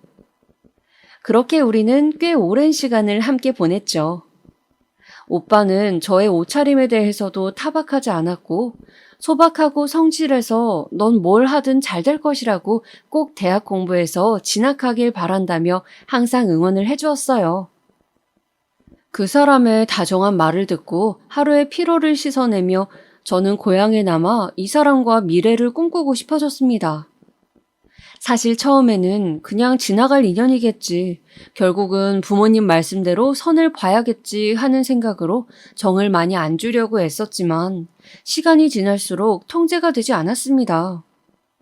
제가 꿈에 그리던 다정하고 세심한 남자였기 때문이죠. 그저 얼른 이 사람이 사법고시에 붙어 변호사가 되면 집안이 한미하더라도 부모님께 소개를 시켜봐야겠다. 똑똑한 사람이니 좋게 봐주실 수도 있을 거야 라는 희망을 품고서 저는 곧 치러질 사법고시 1차 시험에서 좋은 소식이 들려오기를 간절히 바라면서 열심히 뒷바라지를 했습니다. 하숙집에 가서 끼니도 챙겨주고 어묵을 가득 담아 도시락을 싸가기도 하면서요. 오빠의 하숙집에 왔다 갔다 하는 것이 처음에는 걱정이 됐지만 2층으로 된 단독주택에서 오빠가 기거하는 방은 한쪽으로 돌아가 구석에 있어 사람들을 거의 마주치지 않다 보니 저는 그렇게 한 번씩 오빠네 집에 드나들게 되었습니다. 우리가 만난 이듬해 2월, 오빠는 사법고시 1차 시험을 치렀습니다. 부모님이 응원을 오신다고 하여 저는 시험장으로 들어가는 오빠를 멀리서 바라보며 응원할 수밖에 없었습니다. 저는 멀리서 오빠가 열심히 공부한 만큼 꼭 좋은 결과 있기를 부처님께 빌고 또 빌었습니다. 다행히 오빠는 1차 시험을 무사히 합격했습니다. 저는 정말 뛸 듯이 기뻤어요. 그동안 고생한 것이 헛되지 않은 것 같아 드디어 오빠도 가난한 집안을 먹여 살려야 하는 부담이나 자신이 성공해야만 한다는 짐을 어서 좀 덜어낼 수 있기를 바랐어요. 사실 오빠가 데이트를 할 때 술이 한 잔 들어가면 그런 부담감들을 저를 붙잡고 토로하곤 했거든요. 미연아, 너도 가난에 대해 알지? 우리 집은 말이야. 너무 가난한데 식구가 많아. 그런데 내가 제일 공부를 잘해서 난 꼭 사실을 패스해야 돼. 그게 내가 낳아준 부모님한테 할 수 있는 유일한 보답이니까. 저는 오빠가 그럴 때마다 사실 잘 공감은 안 되었지만 그저 이 사람이 더 이상 마음 아파하지 않았으면 내가 도움이 될 수 있다면 얼마나 좋을까라는 생각을 하곤 했어요. 그리고 그런 한탄을 하며 오빠는 언제나 너도 나와 사정이 비슷해서 좋다면서 대하기가 편하다고 하는 것이었습니다. 저는 어묵 공장에 다니고 언니와 오빠는 서울에 일하러 갔고 부모님은 소일거리를 하신다고 둘러댄 상태였기 때문에 그럴 때마다 가슴이 뜨끔하곤 했습니다. 언젠가는 솔직하게 내 상황을 말해야 한다는 생각을 하면서도 우리는 정말 통한다면서 저를 의지하는 오빠에게 차마 입이 떨어지지 않았습니다. 오빠가 1차를 합격하고 2차를 준비할 그 무렵 저희 집에서는 이제 대학을 가야 한다고 본격적으로 부모님께서 압박을 주시기 시작했어요. 가정교사 선생님들이 오시고 저는 공장을 거의 나가지 않고 집에서 공부를 하게 되었습니다. 저는 오빠를 만나기 위해 부득불 서점이나 도서관에 가서 혼자 책을 보고 공부하는 시간을 보장해달라고 우겨서 일주일에 한 번을 겨우 오빠를 만나러 갈 수 있었어요. 여전히 부모님은 미심쩍어 하시면서 저에게 무슨 책을 샀는지 뭘 읽었는지 캐물으셨지만 저는 오빠를 만나서 어차피 공부도 하기 때문에 잘 둘러댈 수 있었습니다. 그렇게 우리는 3, 4개월 동안 일주일에 한 번씩만 얼굴을 보면서 지냈어요. 자주 보지 못해서 미안하다는 오빠에게 저는 어묵 공장이 바쁘다고 오빠에게 2차 준비에 전념하라고 웃으며 말했습니다. 사실은 대학을 가기 위해 과외를 받고 있었지만요. 그리고 6월이 되어 오빠는 2차 시험을 치렀습니다. 저는 그날만큼은 일이 있다고 둘러대어 시험장 근처 먼 발치서 온 마음을 다해 오빠를 응원했어요. 드디어 2차 시험 발표가 난 10월, 오빠는 당당히 2차 시험도 합격했어요. 저는 진짜 너무 기뻐서 그 소식을 듣자마자 길거리에서 오빠 손을 붙잡고 팔짝팔짝 뛰었어요. 이대로 오빠가 3차 면접을 통과하고 또 내가 대학을 다닌다면 우리의 미래는 너무 밝을 것만 같았습니다. 오빠는 저에게 이제 내가 우리 미연이 힘들지 않게 살게 해줄게. 조만간 부모님과 식사 자리 한번 만들자. 라고 든든하게 말해주더군요. 저는 이제는 진짜 제 사정을 말해야 하지 않을까 싶었지만 가난한 줄 알았는데 사실은 풍족한 집안 딸이라는 것은 별 문제되지 않겠지라고 그저 단순하게 생각하고 있었습니다. 사실 이제와 이야기하려니 혹시나 오해를 할까봐 이러지도 못하고 저러지도 못했다는 게 맞겠죠. 차라리 처음부터 솔직하게 이야기했다면 좋았을 것을 말이죠. 그렇게 오빠는 3차 면접을 준비하고 2차보다는 합격하기 쉽다는 3차 역시 가뿐하게 통과했습니다. 저는 신문에서만 보던 사법고시를 내 남자친구가 합격했다고 하니 정말 실감도 나지 않고 오빠가 대단하게만 보였어요. 최종 합격 소식을 들은 것은 막 겨울로 접어드는 11월경이었어요. 오빠는 이제야 떳떳하게 너를 우리 집에 인사시키고 또 예비 처가에 인사드릴 수 있게 되었다면서 그동안 기다려줘서 고맙다고 제 손을 꼭 붙잡고 금은방에서 샀을 얇은 금반지를 끼워주며 결혼하고 싶다고 청혼을 하더군요. 저는 어쩐지 눈물이 날 것 같았습니다. 없는 형편에 용돈을 모아서 반지를 사러 갔을 오빠의 모습이 떠올라서요. 그리고 분명 좋은 일이긴 한데 한편으로는 그동안 말하지 않았던 것들을 밝히려니 두렵기도 하더군요. 그래서 저희 부모님을 먼저 만나고 싶다는 오빠 이야기에 일단 오빠네 부모님과 식사 자리를 먼저 하자고 이야기했어요. 내가 먼저 인사드리는 것이 맞는 것 같다고요.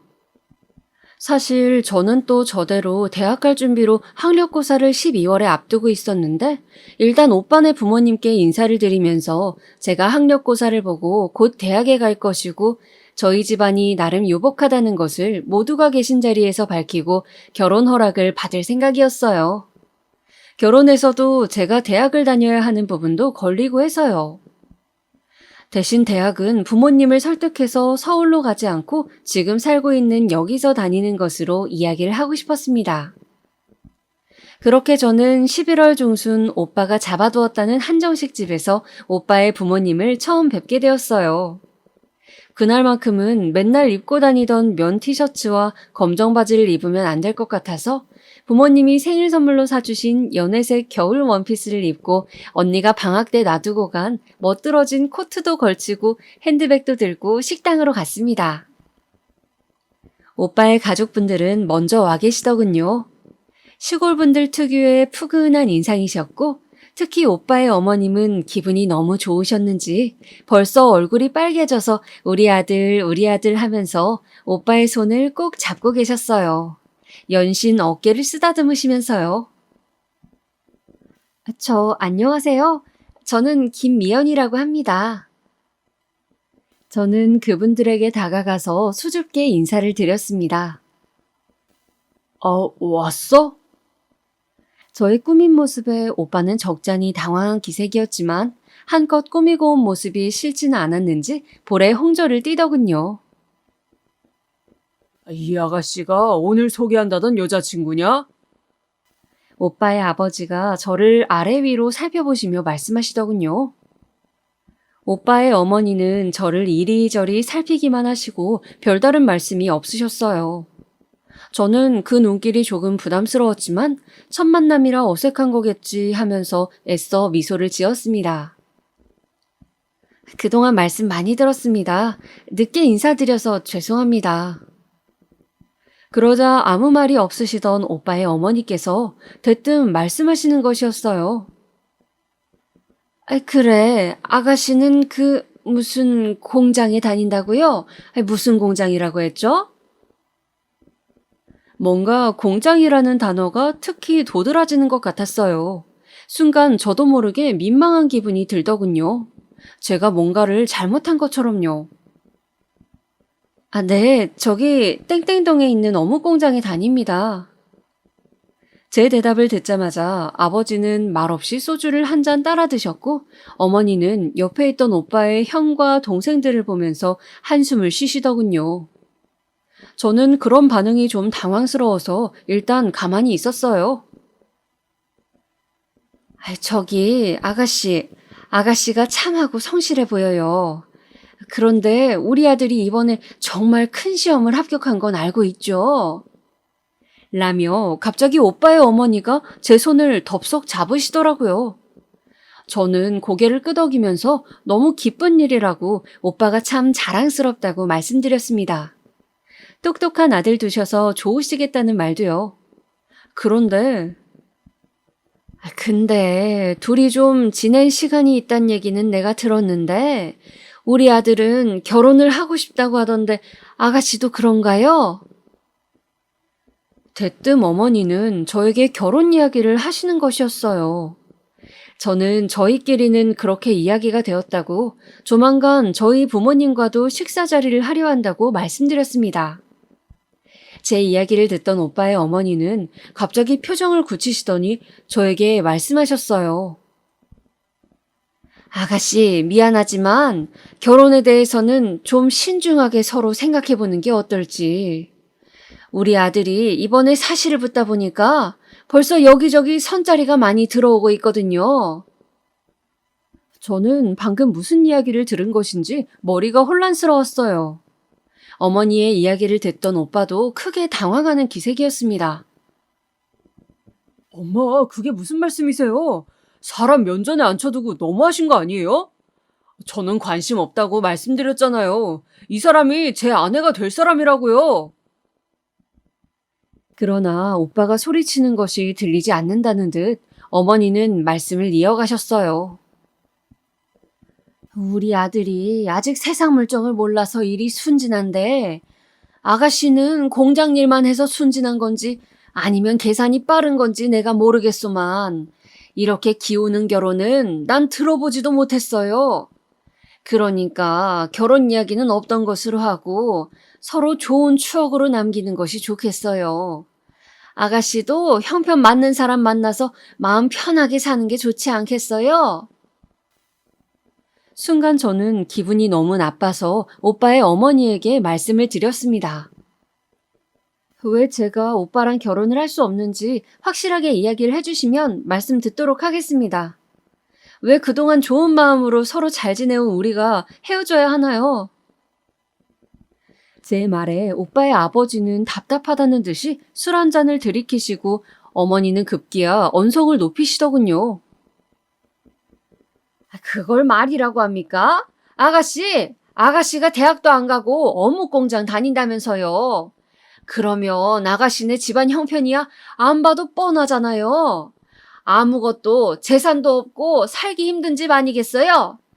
자식을 공부도 안 시키고 공장에 보내고 있다는데 우리는 형편이 안 좋았어도 대학까지 다 공부시켰어요. 그런데 어떻게 언감생심 40까지 붙은 내 아들을 넘봅니까? 아무것도 없는 거지 같은 천한 집구석 출신이 꼭 이런 이야기까지 대놓고 해야겠어요? 거지 같은 천한. 저는 제 귀를 의심했어요. 살면서 진심으로 단 한 번도 들어보지 못한 단어였어요. 제가 이런 이야기를 듣는 이 순간에도 공장을 어떻게 하면 더 잘 운영해서 직원들 보너스를 챙겨줄까, 많은 사람들이 맛있는 어묵을 저렴하게 먹을 수 있을까 노력하실 아버지의 모습과 항상 저를 걱정하시면서 맛있는 밥을 차려주시는 엄마, 자식밖에 모르시고 애지중지하면서 저를 키워주신 두 분이 이런 말을 들을 이유는 없었습니다. 하늘의 맹세코 우리 부모님은 돈이 있고 없고를 떠나서 이런 모욕적인 소리를 들으실 이유가 없으셨어요. 저는 입을 앙 다물었습니다. 여기서 눈물을 보이거나 맥없이 일어서고 싶진 않았어요. 이것은 저 혼자만의 문제가 아니라 우리 집안의 명예가 달린 일이었어요. 오빠는 어머니가 심한 말을 뱉자 너무 당황해서 얼굴이 시빨개지더니 저에게 달려와서 제 팔을 잡고 일단 일어나자고 데려다 주겠다면서 저를 일으키려 했습니다. 저는 조용히 오빠의 손을 뿌리쳤습니다. 그리고 맞은편에 앉아 계시던 오빠의 어머니를 바라보면서 이야기했어요. 방금 하신 말씀은 당장 사과 부탁드립니다. 지금 사과하시면 못 들은 걸로 치겠습니다. 저의 목소리는 제가 들어도 단호하고 차가웠습니다. 오빠도 오빠의 부모님과 형제들도 모두 크게 놀란 기색이었어요. 이게 무슨 버릇없는 행동이죠, 아가씨? 어른이 한 말이 이해가 안 돼요! 오빠의 어머니는 격앙된 목소리로 저에게 따지시더군요. 저는 심호흡한 후 말씀드렸습니다. 저는 일남 이녀의 유복한 집에서 태어났습니다. 저희 부모님은 제가 일하는 어묵 공장의 사장님이세요. 자라면서 한 번도 저희 집안에 대해서 함부로 말하는 소린 들어본 적이 없습니다. 저는 부모님을 돕고 있는 것이지 형편이 힘든 것이 아닙니다. 순간 오빠의 부모님과 형제들 그리고 오빠까지 모두가 그 자리에 굳어버리더군요. 방금 무슨 이야기를 들은 것인지 귀를 의심하는 표정이었어요. 어묵공장 사장 딸? 오빠의 형이 조그맣게 중얼거리는 소리가 들렸습니다. 조만간 사과의 말씀을 주실 것으로 믿고 저는 이만 일어나겠습니다. 어머니, 사람 형편 가지고 그렇게 괄시하고 함부로 보시는 거 아닙니다. 제가 정말 가난했다면 지금 이 자리에서 어떤 기분을 느꼈을지 정말 생각만으로도 끔찍하네요. 이 말을 남기고 저는 당당하게 자리를 박차고 나왔습니다. 오빠 역시 그런 저를 붙잡지도 못하고 그저 멍하니 바라만 보더군요. 식당 문을 열고 길에 한 걸음을 딛자마자 저는 털썩 그 자리에 주저앉고 말았어요. 오빠의 부모라는 사람들이 저런 사람들이라니. 차마 오빠와 계속 만날 생각이 들지 않았습니다. 내가 겪은 오빠는 분명 속물적인 계산이 앞서는 사람이 아니었는데 너무 속상하고 또 속상하더군요. 마음이 찢어진다는 것이 이런 것인가 라는 생각을 하며 저는 그날 밤 내내 방에 틀어박혀서 가슴을 움켜잡고 길고 긴 울음을 울었습니다. 그렇게 저는 큰 충격을 받고 12월 학력고사를 볼 때까지 일절 오빠에게 연락을 하지 않았습니다. 집에만 틀어박혀서 시험 준비만 하고 밖을 나가지 않았고 삐삐는 그냥 꺼두었어요. 그동안 오빠가 어떻게 지내는지, 저와는 어떻게 할 생각인지 그런 것들도 궁금하지 않았고 그저 오빠를 포함해 그 집 식구들을 보고 싶지 않았습니다. 무사히 학력고사를 끝내고 아버지께서 오늘은 아빠랑 단둘이 맛있는 거 먹으러 가자면서 어느 날 대뜸 어떤 식당으로 저녁 5시까지 오라고 하셨습니다. 저는 아빠가 공부하느라 고생했다고 그러시나 보다 하면서 즐거운 마음으로 식당으로 갔습니다. 단독 방으로 되어 있는 고급 식당이었는데 가족들과 가끔 기분 좋은 일이 있을 때 오는 곳이었어요. 드르륵 문을 밀고 들어가자 아빠가 앉아 계셨어요. 그런데 아빠의 맞은편에 연락을 끊었던 오빠가 앉아 있는 것이 아니겠어요? 저는 너무 놀라서 말을 더듬거렸습니다. 오빠, 이게 어찌된 일이에요? 오빠가 왜 여기 있는 거죠? 아빠랑 아는 사이예요? 못 본 사이 오빠는 더 멋있어져 있었습니다. 깔끔한 양복을 차려입고 머리도 이발을 했더군요. 내가 오라고 불렀다. 미연이 너를 너무 보고 싶어 해서 말이다. 아빠가 말씀하셨어요. 저는 일단 당황스러운 마음을 가라앉히면서 자리에 앉았습니다. 아빠의 말씀인즉 제가 그렇게 두문불출하고 난 후 오빠가 공장 앞에서 며칠을 계속 서 있더래요. 그래서 아빠는 처음엔 직원 중 누구의 지인인 줄 알고 며칠이나 계속 허탕을 치는 모습이 안쓰러워 누구를 찾느냐고 물어봤다고 합니다. 그러자 오빠가 대뜸 아빠 앞에서 큰 절을 하더래요. 처음 뵙겠다고 미연이 남자친구라고요. 아빠는 몹시 놀랐지만 일단 일으켜 세운 다음 근처 식당에 가서 식사나 함께 하자고 하셨대요. 그리고 오빠는 아빠에게 저를 그동안 만나왔던 이야기, 사시 공부하면서 제가 자신을 얼마나 잘 챙겨줬으며 어떻게 우리가 결혼 약속을 하게 되었는지까지 다 말씀을 드렸다고 해요. 그리고 왜 제가 연락을 끊어버렸는지에 대해서도요. 아빠는 오빠의 말씀을 다 들으시고는 나도 가난했던 시절이 있었고 이렇게 자랑스러운 아들이니 부모님 입장에서는 한 번쯤 욕심이 나셨을 수도 있다고, 저에게 그렇다고 어른들에게 버릇없이 그리하면 되냐고 호통을 치시더군요. 저는 억울했지만 아빠가 오빠를 적잖이 마음에 들어하는 눈치여서 그냥 말씀을 듣고 있었습니다. 그리고 그렇게 오빠와 식사를 한 후 아빠는 집으로 돌아가셔서 엄마에게도 오빠의 존재를 말씀하셨어요. 엄마 역시 오빠가 가난하더라도 우리가 돈이 있으니 사시도 패스했겠다, 결혼시켜도 괜찮다고 좋아하시더라고요. 저는 이건 아니다 싶으면서도 한편으로는 오빠 하나만 보면 괜찮은 사람인데 라는 생각으로 갈피를 잡지 못하고 뭔가 그렇게 양가의 결혼 추진에 끌려가게 되었어요. 오빠는 부모님이 사과 자리를 마련하신다며 정말 후회 많이 하시고 있다고 다시 식사를 같이 하자고 했어요. 저는 정말 내키지 않았지만 저도 잘한 것 없다는 저희 부모님 말씀과 또 계속해서 저를 설득하는 오빠의 권유에 못 이겨서 나가지 말았어야 할 그 자리에 또 나가고 말았습니다. 그 전과는 달리 오빠의 형제들은 오지 않았고 부모님만 오셔서 저를 기다리고 계시더군요. 안녕하세요. 저는 별로 할 말이 없어 그냥 간단하게 인사를 하며 목례를 했습니다. 아이고, 우리 이쁜 며느라가 왔니? 어머니는 저를 보시더니 자리에서 벌떡 일어나셔서 저를 환대해 주셨습니다. 저는 귀를 의심했죠. 아가, 그날은 우리가 미안했다. 우리가 오해를 해서 기분이 많이 나빴지? 내 사과하마. 어쩐지 처음 볼 때부터 피부가 뽀얗고 귀티가 나더라니. 이런 아가씨를, 그래, 내가 가난하다고 면박을 줬으니 미안해, 마음 풀거라, 응? 어머니는 제가 말을 할 틈도 주지 않고 속사포처럼 사과의 말을 쏟아놓으셨어요. 옆에 계신 오빠의 아버지도 은근히 제 눈치를 살피는 기색이셨죠. 저는 어머니의 사과를 들었지만 그래도 기분이 너무 찝찝했습니다. 제가 알고 보니 형편이 좋다고 해서 손바닥 뒤집듯이 이런 사과를 바라는 것이 아니었기 때문입니다. 가난하다고 해서 사람이 아닌 것은 아니잖아요.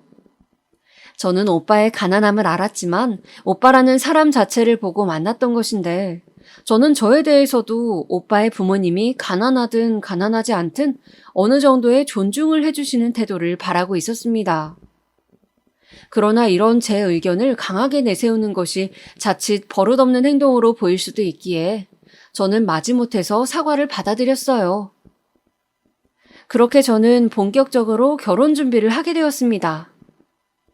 사실 결혼을 마음먹으며 저는 전에 겪은 예비시모의 태도가 계속 마음에 걸렸지만 제가 좋아하던 오빠였기에 불미스러운 일들은 마음에서 무시하려 했었습니다. 그렇게 결혼 준비를 하면서 3년 전쯤 시집간 사촌 언니에게 이것저것 결혼 준비나 웨딩드레스 등 여러 가지를 물어보면서 저는 눈코 뜰 새 없이 바쁘게 지냈습니다.